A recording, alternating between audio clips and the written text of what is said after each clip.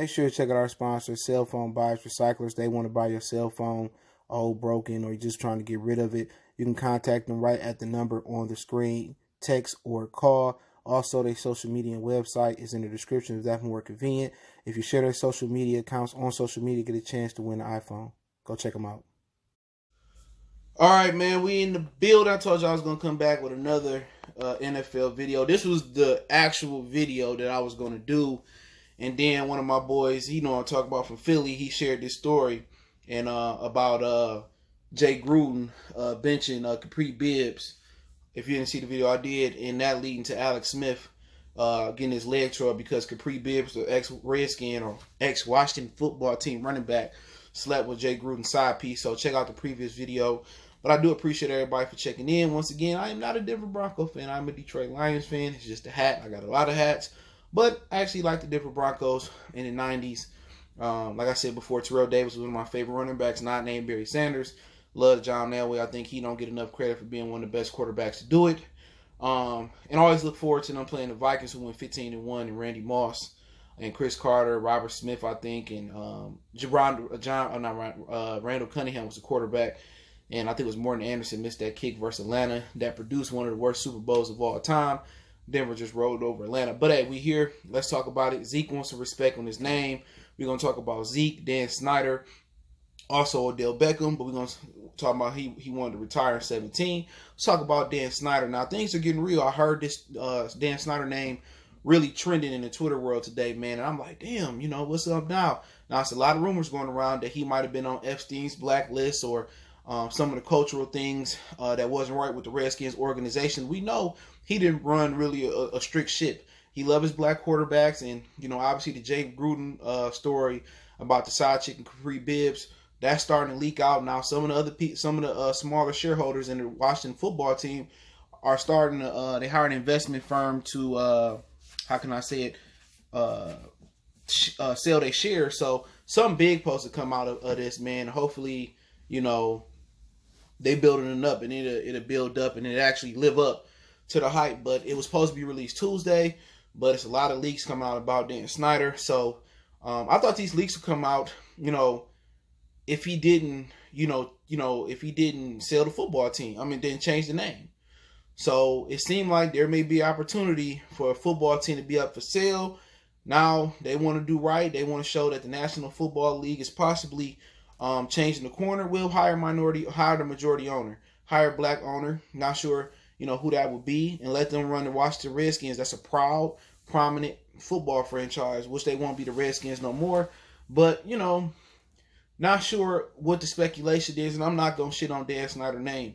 You know what I'm saying? Because Dan Snyder's been one of very few owners that don't mind, black quarterbacks. He loved him some black quarterbacks. Now, some of his subordinates don't like him so much, but I'm not gonna shit on Dan Snyder until I know what's really going on in his life. But it's been some Epstein, child trafficking, human trafficking, but also there's been the main reports that come from the factual media are saying that it's just cultural concerns within the organization.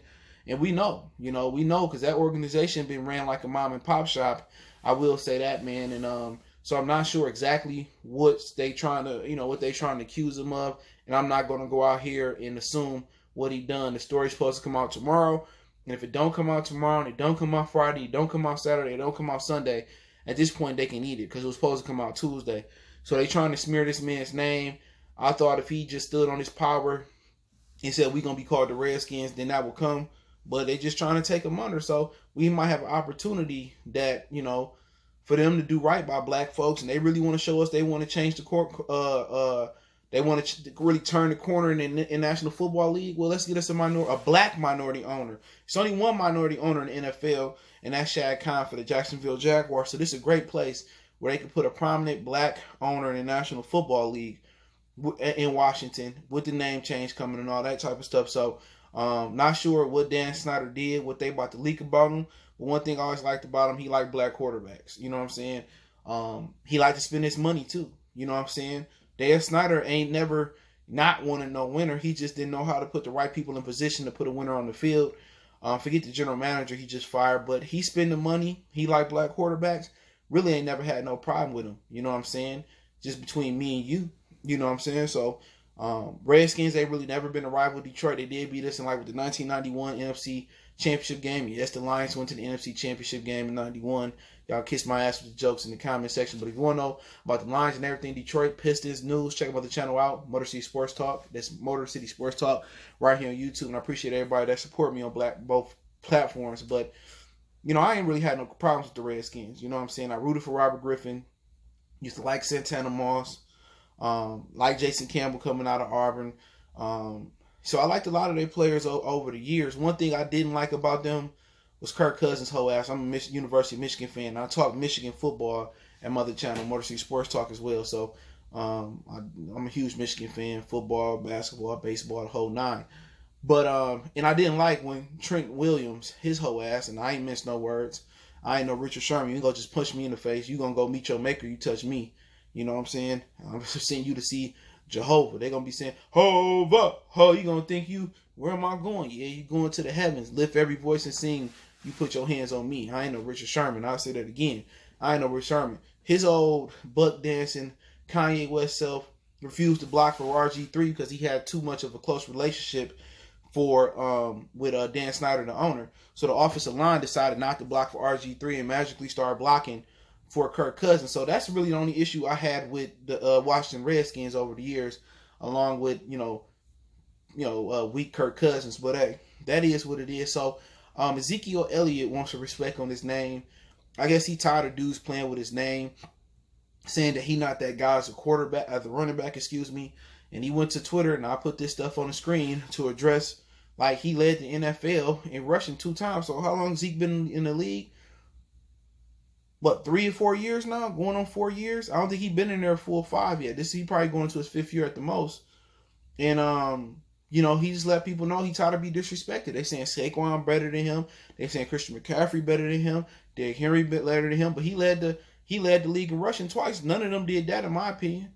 And now the running back position has been glorified to an extension of the receiving game. But to be honest, you can make a case Zeke the best running back. But last year, Zeke didn't have such a good year. I think he just lost the rushing title, I believe, to Derrick Henry. Henry had a huge year. I think Henry, I forgot who he beat. Was it Nick Chubbs? I love him too, out of Georgia. I can't remember who he beat for the rushing title, but the last week. But also Derrick Henry sat out some games too. But he still had 1,800 rushing yards, but it was versus the lower level opposition that the Cowboys played. But he said, I still rushed for 1,800 yards last year, and they saying I'm not the same guy. He said, I didn't have a training camp. But people don't understand how vital a training camp is, not just preseason game. You don't have to have preseason games to running back. But from his aspect, he didn't come in good shape. You know what I'm saying? He could train in Cabo and do all those sand runs and squats and all that, but it's not football shape. And only real people that ever play football, hey man, a lot of people just say, you know what, in high school, I'm going to come in camp and just, off the shape I'm in. Some people run and kind of get in shape. They got the fathers out there that pushed them before camp starting in high school. And you get out there, it don't matter. You can be in good shape. You know what I'm saying? Dealing with the heat, playing through the practices, through the rain, but you still not going to be in football shape. Hitting the sleds, hitting, the gassers, the bear crawls, exchanging the blows, the blocking drills, the pass rushing drills. It's just actually doing the work. It's what builds your body up, harden your body for the season.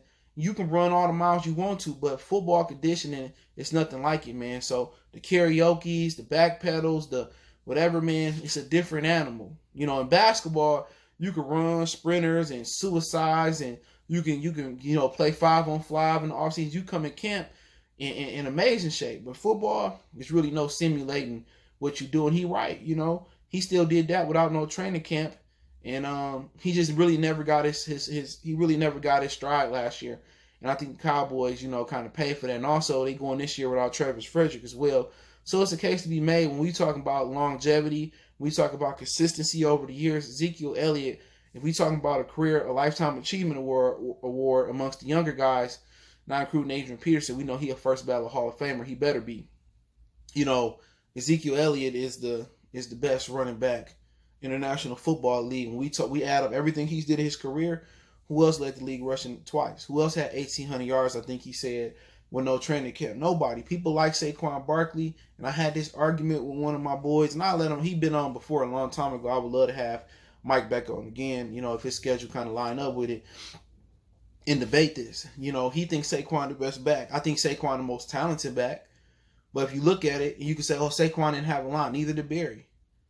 Neither did a lot of these backs didn't have what they needed. But he's the most talented back, you know. But then again, Saquon, you know, big plays. His yardage come on one or two big plays. He not a consistent grinder like Zeke. And Zeke ain't the big play back that Saquon is. Zeke improved in the receiving game, but he ain't the receiving back Saquon is, but it's called the running back position. And Zeke been doing it year in and year out. Let me know when Saquon lead the league in rushing. You know, at least once. To be the best running back, you got to at least lead the league in rushing. Fuck receiving. It's running back. But Saquon is only good for one or two big plays a game from the running back position. You know what I'm saying? Running the ball. Zeke is a grinder. Zeke can go up there, and it's the old acquired taste. You know what I'm saying? Zeke could just nick, and then here come a nice big chunk. Zeke a grinder. You can hand it off to him. Derrick Henry a grinder. And after you get tired of softening the defense up, then he go ahead and take off and have his big play. Kamara more of a receiving back, you know. Christian McCaffrey is the guy. Like he probably the best at every. He probably the best when you add it all together. He give you the big play in the receiving game, the big play in the run game. He could chip at you a little bit. He could take the punishment. You know, so he can run inside, outside the tackles. So McCaffrey right now is the best running back. You know what I'm saying? A lot of brothers don't want to say that because he's white.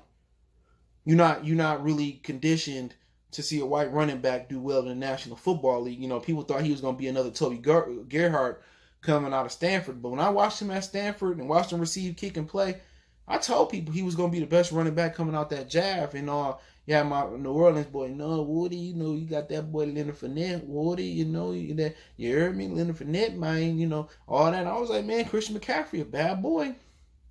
And, you know, a couple years later, he the best running back in the league. We can debate it until our face is blue, but numbers don't lie last year. But if you're talking about year to year and consistency from the running back position, then Zeke Elliott's still that guy. You know, and I don't even like the fucking Cowboys. Maybe in the 90s when Deion was, you know, when they was winning. You know, Michael was 98. You know what I'm saying? And who gonna like Emmitt Smith?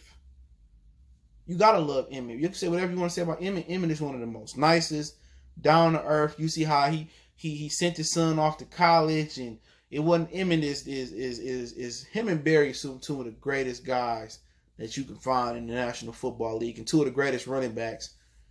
You happy to see that. Walter was a great guy as well, Walter Payton.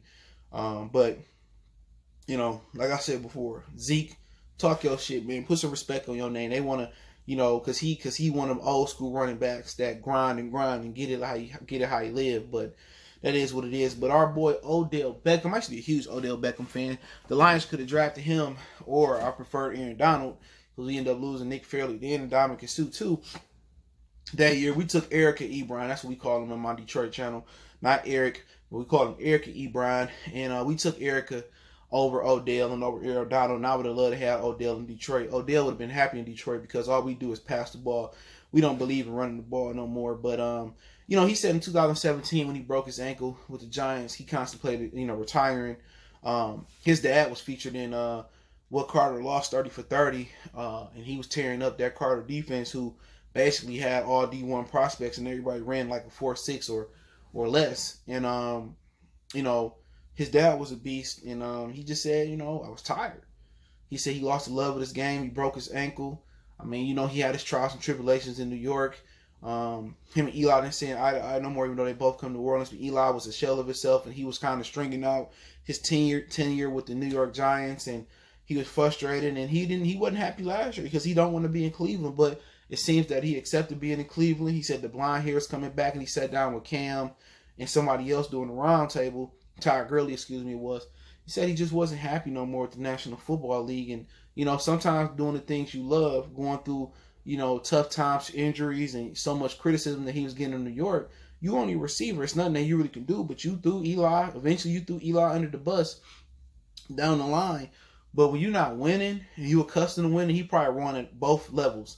All three levels, Pop Warner, He probably won in high school. He won some in college. And then you come to New York and the winning stopping, and you got a quarterback that can't get the ball down the field no more, and you ready for him to retire, but he still want to keep cashing in his checks. I mean, can you blame him? Odell is mature. He's a kid. He want everything where he control it, and it's his way. He should have played in the National Basketball Association, not the National Football Association, because you can control your destiny there more.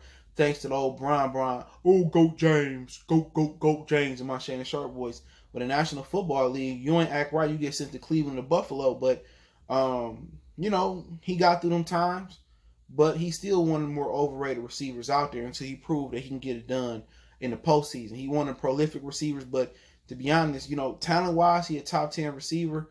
But, with all the maturity issues and, wanting to be a star and off the field instead of wanting to be a football player, like, he not one of my top 10 receivers. I think the talent is there, but, at this point, wouldn't want him on my football team. But it seemed like he got the right mentality now, and it seemed like he ready to kill something this season. So I'm glad that he didn't retire, because NFL needs his brand. We need his highlight reel catches. But, crying about being in Cleveland, crying about Eli Manning, just accept it for what it is. You know what I'm saying? If Baker don't ball this year, they're probably going to find you a new quarterback. So we'll see what happens, man. And he's just so emotional. I had my reservations about coming to Cleveland, and I'm emotional. I'm not ready to be here. Like, dude, you could tell he grew up with money, but talented nonetheless. But hey, let me know what you think about the video. Appreciate the love, support. Don't forget me on Facebook, Instagram, Twitter. You can reach out if you got business, question, inquiry, sponsorship, video requests. Keep sharing the videos. Appreciate the love, support. Check our National Football League playlist. Might be doing some live if we have some football this year. I will be covering the NBA restart. Correction, it was July 30th, not July 31st. So we'll be talking about those games. So we got NBA players. We talk MMA. We talk boxing. We talk a little golf, some baseball from time to time. That'll be coming back. So I'm more of a October type of guy when it comes to baseball postseason. But we talk a lot of different things, music, entertainment. So make sure you hit that subscribe button, bell icon button, and you can follow me on social media. If you ever got a question, business inquiry, sponsorship, video request, or you just want to chop it up, man, for a question, or you just want to know my opinions of some things behind the scene, Twitter, links in the description. That's the fastest way. Then IG link. Then Facebook. We also got a Facebook group as well. So I do appreciate it. Share the videos, the best way to donate. But Cash App, PayPal in the description. One time for the one time we go.